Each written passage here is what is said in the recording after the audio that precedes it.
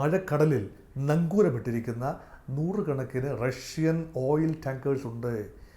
ഇത് ചുമ്മാ ഇട്ടിരിക്കുന്നതല്ല.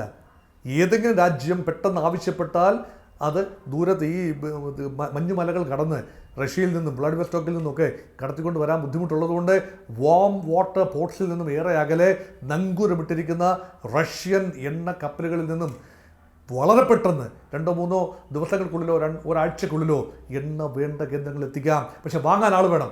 അമേരിക്കൻ ഉപരോധത്തെ മറികടന്നുകൊണ്ട് വാങ്ങാൻ ആൾ വേണം. എത്ര നാൾ കൊടുക്കും എന്നുള്ളതും പ്രശ്നമാണ്. എത്ര നാൾ കൊടുക്കാൻ പറ്റും?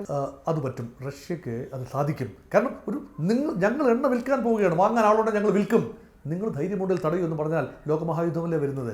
ആ മഹായുദ്ധത്തിലേക്ക് കടന്നു വരാൻ അമേരിക്കൻ ജനത ട്രംപിന് മാൻഡേറ്റ് കൊടുക്കുമോ? അമേരിക്കയ്ക്കുള്ളിലൊരു തിരുത്തൽ സംവിധാനമില്ലേ?